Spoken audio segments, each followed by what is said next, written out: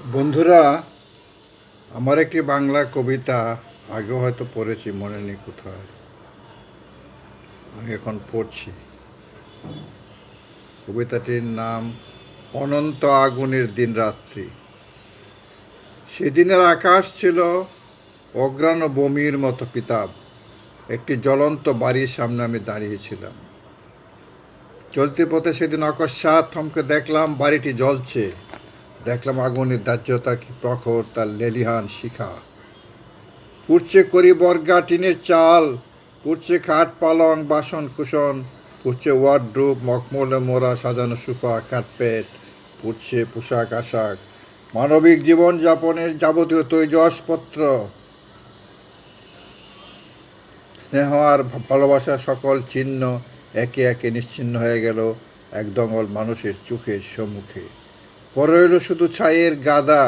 জ্বলন্ত আগুন আর তার নির্মমতা আমাকে বিদ্যুৎ চমকে ঝলসিত করলো। মনে হলো আমিও বহন করছি সঙ্গোপনে বুকের মধ্যে নিঃশব্দ আগুন। আর সামনের প্রজ্বলন্ত আগুন হয়ে উঠল আয়না। শিউরে উঠে দেখলাম ঘৃণার বিষ বাষ্পে পুড়ে গেছে আমার মুখ, চোখ দুটি আমার জ্বলন্ত অঙ্গার, হাত দুটি কালো কয়লার মতো পৃথিবীর নিভৃতে পড়ে থাকা লুকানো ফসিল। মানুষকে ঘৃণা করি, ঘৃণা করে প্রকৃতি সৌন্দর্যকে, সুনীল আকাশকে, জ্যোৎস্নাকে, পাথর মাটি আর সূর্য আমার ঘৃণার উপলক্ষ সেও। আমার স্ত্রীকে পুড়িয়েছে সে আগুনে, সন্তানরাও পায়নি নিস্তার। আমার ভেতরে দিনে দিনে তার বিস্তার লক্ষ্য করিনি তো আগে।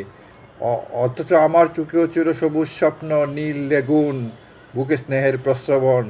মা তেরেসার মতো করুণার ফল্গু ধারায় ভালোবাসা সকল মানুষকে বুকে জড়িয়ে নেবার এক অনন্য আকুতি। সংসারকে শ্রীমণ্ডিত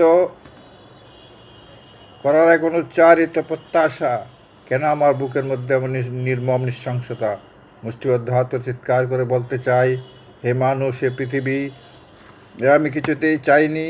এই দুঃস্ব একাকিত্ব, এই অনিবার্য নির্বাসন দণ্ড, এই ভয়াবহ হাহাকার, দুরারোগ্য রোগের গভীরে যে অগ্নিবীজ করেছিল বপন।